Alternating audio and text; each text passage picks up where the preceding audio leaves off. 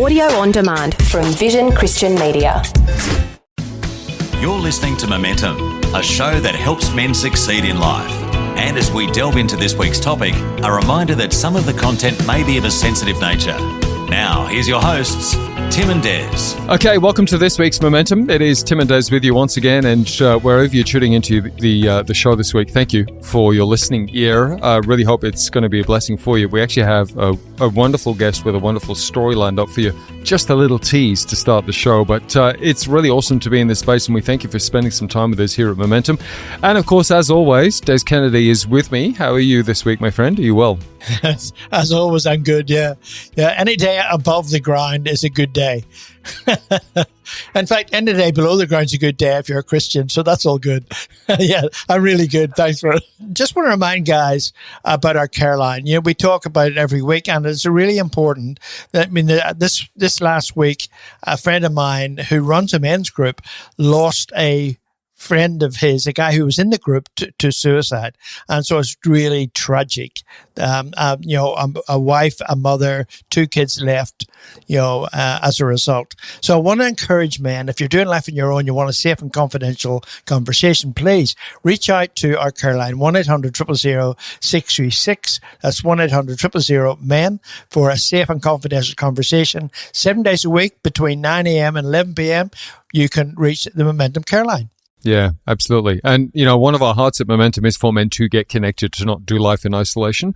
And look, even if that's reaching out to us on our website, that's momentumaustralia.org. You can reach out to Des and I. We can try and get you connected wherever you are, particularly here in Australia. We can try and get you some connections and get you some help as well. So that's momentumaustralia.org. Also, have a look around the website. There's all the other podcasts there.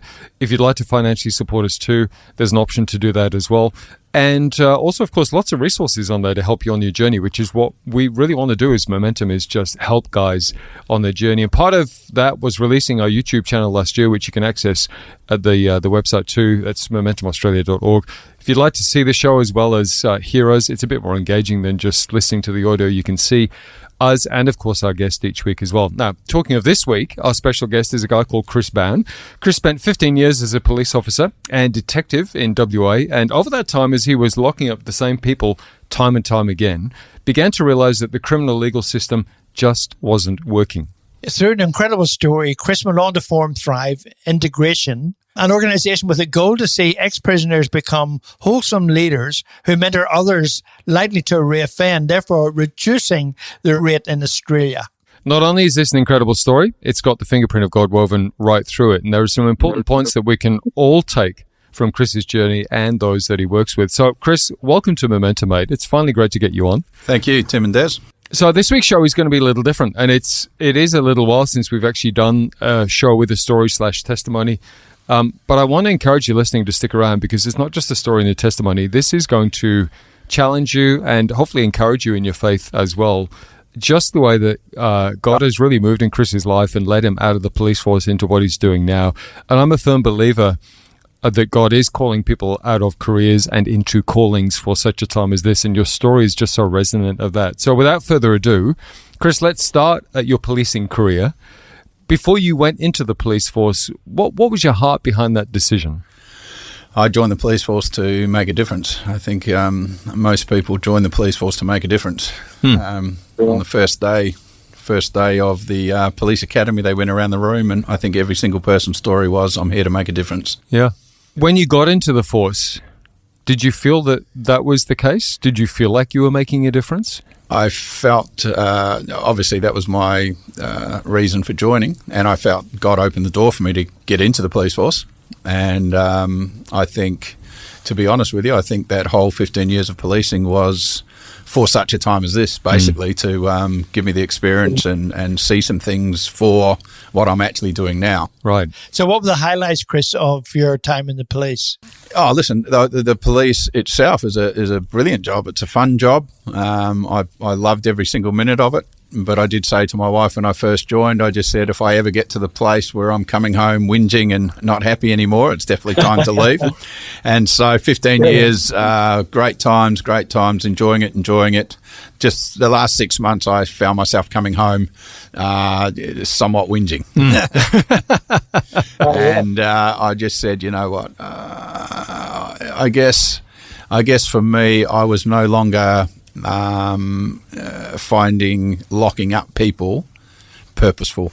And so I kind of almost saw prison and the judicial system doing more damage than good. Let's be honest, not a lot of us know what happens inside of prison. So maybe expand on that just to give us some idea. You were saying there that it doesn't seem to do that much good. So what do they experience in prison? Is it either that they get exposed to a whole bunch of other stuff that actually makes them worse to some degree, or can potentially make them worse? I think we become like the people that we hang around. Right. And so the prison system starts at a very young age. So the juvenile justice system is where most people start. And so you imagine putting a kid in prison who's, some as young as 11, 12, 13, even 14, 15-year-old. So let's say you put a 15-year-old kid in prison who's a little bit bad, he's going wayward. And so we put him in prison, but then we surround him with a bunch of older guys at 17, 18 that are well entrenched in the in that criminal system. I mean, they're experts really in the prison system, aren't they? Exactly. They're down the track. And so you put this 15-year-old kid in there. He wants to be accepted. He wants to fit in. And so he becomes like the people that he hangs around. And the insane thing is that we spend $2,000 a day to lock these kids up. Wow. That's how much it costs to lock a juvenile up. So we spend $2,000 a day to stick a kid in prison to make him worse. They always come out worse. They can't be good. So you found yourself at the end of 15 years coming to this point where you're getting agitated and your wife's copping this on the night. What was the change? What then from that sort of 6 months, what happened to make the change for you? I literally went for a walk along the beach on the 1st of January 2015. And before that, I'd said to my wife, I'm sick of locking people up. I want to unlock people. And then on the 1st of January 2015, went for a walk along the beach, got up at 5 in the morning, first day of a new year, and I just got down on my knees. I said, God, I'm sick of locking people up. I want to unlock people. And I prayed that God would open the door to be able to do that. The other thing that I said while I was on my knees was, God, you've taught me. I've been a Christian for 25 years. You've taught me. You've picked me up as a busted-up 23-year-old, and you've shown me how to be a good father. You've shown me how to be a good husband. You've put my whole life back together. I can't keep all of this to myself. It's got to be for others. Wow. And that was my prayer. God opened the door for me to be able to share this with other men. I didn't have any idea what that was going to look like at all. And then literally 2 weeks later, I was at work. I was working at Midland Detective's office, and I bumped into a man by the name of Jerry Hansen. Jerry asked me the question. We'd never met before, but he goes, "Are you enjoying your job?" I said, "I still enjoy the job," but I said, "The prison system's broken." I said, I'm sick of seeing men coming out, even men that really wanted to change and turn their life around. They'd come out, they'd apply for job after job after job and get knockback after knockback after knockback because of their criminal record, even though they'd done their time in prison, but because of their record, nobody would employ them. And I said this to Jerry. I said to Jerry, I would love to set up a boot camp where you actually help men come out and reintegrate, help men to be better husbands, better fathers, teach them all the skills that they've never learned growing up. Anyway, that was about the extent of my conversation with Jerry. He went off. I went back to work. Didn't think I'd see him again. 2 weeks later, Jerry rings me up and he says, geez, I've been thinking about what you said. Come and have a coffee with me. So I went down to the Dome coffee shop, sat there and had a coffee with Jerry. Jerry goes, are you serious about wanting to help men get out of prison? I said, yes, I am. He says, I just happen to have a boot camp. I looked at Jerry like, what do you mean you've got a boot camp? And he goes, he says, I own a construction company. He said, if you're serious, I've got a job for you. I said, doing what? He says, you're working on my site, working alongside men coming out of prison, helping them to reintegrate. I went, wow. I went, wow.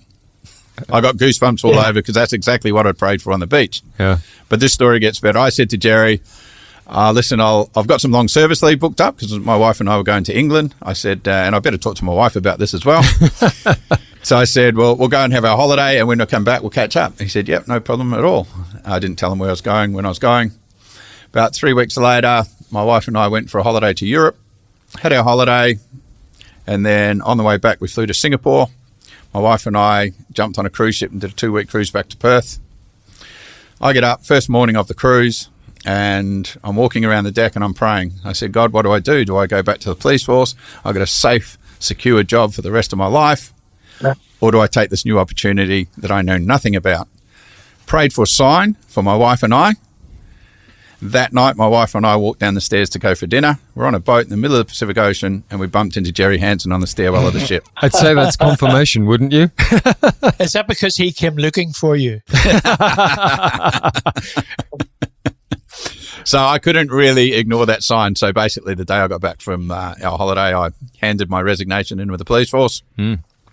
And stepped into this new kind of role that I absolutely knew nothing about. I had no idea where I was going. I kind of felt like Abraham when he says, I went out knowing not where I was going, but knowing that God was leading me. And it's been the most exciting adventure of my life. So what did your superiors say to you when you decided you're going to leave the police force and do this new thing? What did they say to you? I think a few of them kind of thought I was joining the dark side. Yeah. But I think deep down, a lot of them are kind of almost envious because I know that, as I said earlier, a lot of people join the police force really with the desire to make a change. But 10, 20, 30 years down the track, they know that they are making a difference. Listen, every copper's doing their best, but they become frustrated as well, but too scared to kind of move out because it's almost like the golden handcuffs. I've got a well-paying job, and so I think deep down they were kind of envious. And I think now looking down the track, I'm still policing in a way.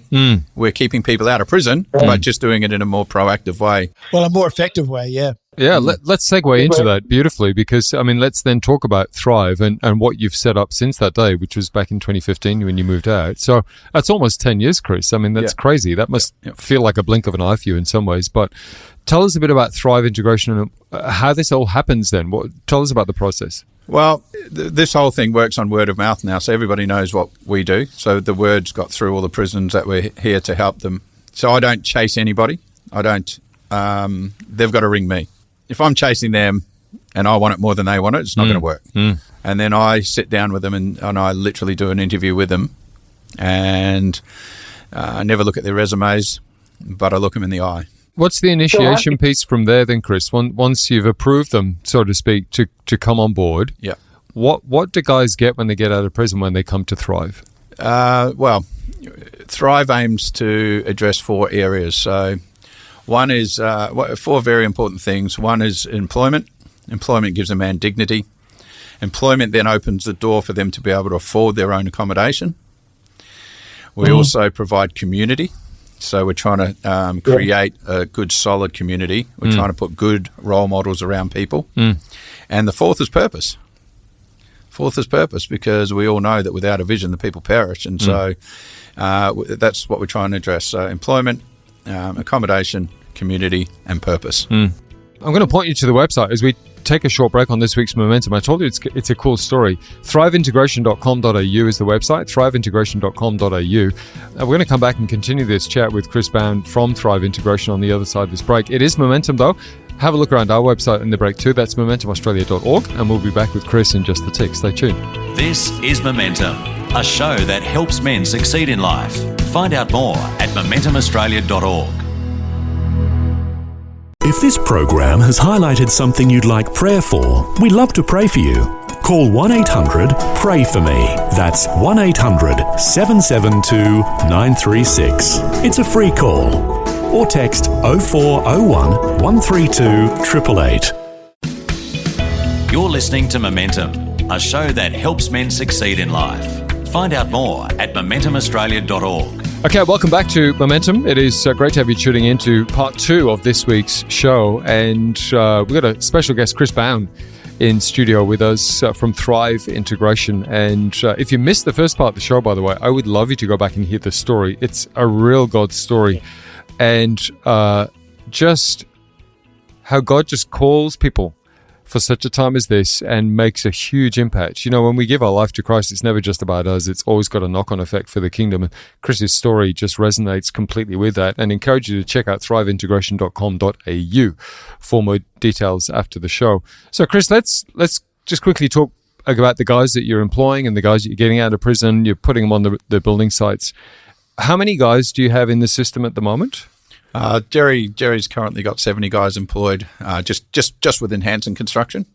We've got at least another 50 guys that have come through and used that particular construction site as a stepping stone to get up to the mines, onto other construction sites, right, and to launch themselves forward. So, and are you finding that you're almost overwhelmed now because you've been doing this for almost 10 years? Like, you've got so many guys kind of waiting to come to you when they come out of prison? I literally get 10 phone calls a week from men coming out of prison looking for work, but I just don't have the spots for them because I need other employers to jump on board. I need another half a dozen Jerry Hansons, actually. Right. Yeah. If such a thing exists. Quick question for you, Chris. In terms of the guys who come out who go to other sites, how do you keep in touch with them? You pastor care them? Do you disciple them? How does that process work? So discipleship looks like working alongside men. I think if you look at the Jesus model, he walked with his men, he ate with his men, he did life with his men, and that's what this looks like. It's like working alongside men day by day. And obviously, one of the things that I've noticed is for a lot of men that go to prison for years and years have used substances to suppress everything. And so every time a problem arises, they use drugs, push it back down, and they've never dealt with their issues. Well, the building site is a perfect, almost like a boot camp, rehab, where men can deal with their issues. Now that they're not using drugs, all these issues are coming up. And if you're working alongside of them, literally working alongside of them, you can deal with those issues as they come up. And so issues get dealt with just on a day-to-day basis. And I think that's what discipleship really does look like. Not necessarily in a classroom for 1 hour on a Wednesday night, but just doing life with people and walking along next to them. You talk about the community, Chris, and you know, we talked about this off air, but I mean, it's fairly common knowledge or common sense to think that when the guys get out of prison, if they don't have the new stuff set up, i.e. the job, you know, a house, a good community, you know, a healthy community, that sort of thing, if they don't have the new, they're going to switch straight back to the old because that's familiar, it's habitual. Yes. And so that, I mean, what you're doing there, like you say, if it's daily discipleship, there's less likelihood of them needing or wanting to go back to the old. That's one of the frustrations that I saw when I was in the police force. The day they get out, I mean, there's a lot of stuff happening in the prisons for them, but the day they get out is when they face all their temptations, all the, you know, the old drug dealers and all sorts of temptations that come upon them. If they haven't got something to step into, then they're going to go straight back to the old. Their old mates are going to come around, and within a couple of days, they're going to be back doing everything that they used to do. So, like I say to all the guys, it's good to take all the bad stuff out, but then all you are is empty. And so you've got to start putting good stuff back in. Oh, that's so good. I like that. Yeah, that's a good analogy. And another thing that you do is Thrive Nights. Tell us about Thrive Nights. Well, it's good to give men a job. It's good to give them all that. But my ultimate aim is to connect people to Jesus. I mean, that's my ultimate aim. And what would it profit a man if he gained the whole world but lost his soul? So a job's good, but a lot of people have got jobs but still empty. So my ultimate goal is to plug them into Jesus. So what I found when I first got out was I thought, well, how do you plug them into Jesus? You take them to church. And so I'm trying to take these men to church, and they're just not fitting in. I don't know how to put it any other way. They're just not fitting in. And so initially, I mean, I got saved when I was 23. I've been in church for 30 years. That's all I know. And so initially, I'm like, man, they don't fit into church, so they don't fit into God. And that was a real dilemma for me. I'm thinking, well, but that's not true. Just because they don't fit into a church that we've created doesn't mean that they're not going to fit into God.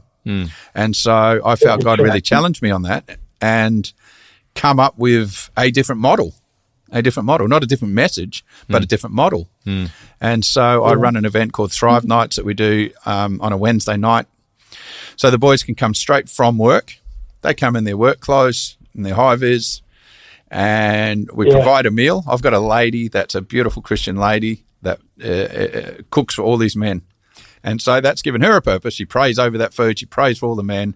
And so we gather together and we have a meal together. 5:30 from work, have a meal. We sit down, we have a meal, breaks down all the barriers from 5:30 till 6. Then at 6 o'clock, I've got a guy that comes in and does a couple of worship songs and like brings the presence of God big time. And then instead of all sitting in rows looking at one man preach, we sit in a circle. Sit in a big circle, and I'll present a message, or one of the other men will present a message for 15 minutes. 15 minutes max, because we try and get it straight to the point. And then we just open it up for them to comment and them to bring their ideas and their, I just think if you can get people, if you can get them talking about it rather than me preaching it and instilling it in them, it just works fantastic. And every single week we see men get saved. We see men give their lives to Christ every single week. I don't think we've ever had a week where nobody's come to Christ. Even if they say negative things, that's good anyway, because at least it's a conversation. And so you can talk into that and help them. That's brilliant. That's good. Because it builds trust, it builds camaraderie, it instills fellowship. But I mean, that's really cool. I love that. And they're receiving it from their own brothers and sisters and that. Yeah. And you're about to say you take them to the beach and get them water baptized. We take them down the beach and we've had that many baptisms. It's beautiful. It's a beautiful, beautiful, beautiful thing. Yeah, that's awesome. And then we're trying to teach them to go on and make disciples. Jesus said, follow me and I'll make you fishers of men. So that's what we're trying to. And they're reaching their own people now. So it's a beautiful thing. That's wonderful. Before I became a detective, I worked at the police rail unit. We they used to have graffiti on the windows where they actually scratch the windows. We put this operation together to stop that. I was working with another guy put this operation together. My mate that I was working with, he goes, why do kids do graffiti? I said, kids do graffiti because they're angry with their dads. I said, graffiti is just this outward manifestation of this inward anger towards dad. He laughed at me. He thought that was the dumbest thing he'd ever heard. We ended up rounding up 160 kids. Every time I got a kid in the back of the car, I'd say, how's things with the old man? Every time it would be F my da da da da da da da. And 154 out of the 160 kids were from a broken home. And to the point where my mate was going around telling all the other coppers kids do graffiti because they're angry with their dads. Yeah, well, that's just graffiti. That's entry-level crime. You take that to the next level. Right. And a lot comes down to relationship with dad. So, I mean, putting that onto the building sites then and the guys that you work with, it would be a similar percentage of the guys who've then gotten further down the track, like as you said, harder crimes, prison, etc., whatever. You can track that back to probably a lack of relationship with dad. Yep. That's huge. Wow. And it puts a huge responsibility on dads, doesn't it? It does. They can't walk away from that responsibility. And so the good thing about getting men back into the workforce is you're not just getting them back working, but you're getting them back into the family home. So they're going back home to their kids every night. Instead of going to prison. Yeah. And so monkey see, monkey do. Kids see their dads going to work, they're going to go to work. And so you don't just get somebody back working, you break the cycle. It breaks the cycle, which is the most important thing. Yes, good. Chris, a final thought just from yourself, because I know you and I have shared this story between you and I a couple of times. You know, for Dez, he's hearing this for the first time, and many people hearing it for the first time. I love the fingerprint of God on your story. It's more like a handprint. Actually, it's more like a thumb, isn't it? Like it's more like just hey, Chris, this is going to be so obvious for you. You're not going to miss this. Yeah. Right. But there will be guys listening. And as I said at the beginning of the show, I'm a firm believer because I hear your story. There's elements of that in my story and other people who I just believe God is calling out of things that they've been doing for a while, that they've considered their career, but it's not yet their calling. And there'll be guys listening who go, man, I can kind of resonate with that. There's this frustration in me in what I'm doing, which wasn't there initially, and now it's there because I feel like there's something more. I feel like God's perhaps transitioning me. I just don't know what to. And you've walked that journey and you're 9 years down the track now, and you can attest to the fact that, hey, you probably wouldn't ever go back to the police force now. No, not now. because what you're doing is just absolutely where God wants you to be right now. So some final thoughts for men listening who perhaps are feeling like you did 10 years ago. Yeah. That sense of frustration, they think there's more or God's calling them into a different space. What do they do with that feeling? I call it a healthy dissatisfaction. A healthy dissatisfaction. And so I think we can get so comfortable. And then when we're comfortable, I don't think we see miracles. I don't think we see God do all that he can do. And we've got to step out of our comfort zone. I mean, I literally, for the first 25 years of my life, I don't think I saw anybody get saved sitting in church comfortable. The last 9 years, I've seen so many that it's not funny. It's almost like God said, you catch a no fish that side, throw your net over the other side. When we step out of our comfort zone and rely on God, I'm telling you, the last 9 years have been such an adventure. It's so exciting. It's so exciting, scary. But when you step out of your comfort zone, you just have to rely on God. Yeah. There was no blueprint for what we're doing. Yeah. No blueprint. And so I had to go to God. And it's been the most exciting adventure of my life and rewarding. Chris Bown from Thrive Integration has been our special guest on the show, and I hope that has impacted you and maybe lit some fire, ignited some seeds in you, and let's see where that takes you. But thriveintegration.com.au is the website if you'd like to go and check out what the guys are doing, thriveintegration.com.au. And of course our website too, momentumaustralia.org. Lots of stuff on there for you as we collectively just want to see you as men succeed in Christ in whatever it is that you're doing to the best of your potential. Chris, it's been a joy having you on the show, man. Thanks so much for your time. Thanks, Tim. Thanks, Dez. You've been listening to Momentum, a show that helps men succeed in life. For more information or to hear this week's show again, go to momentumaustralia.org. You can also access a whole range of resources to help you on your journey and to get in touch with the team at momentumaustralia.org. Until next time, keep moving forward with Momentum.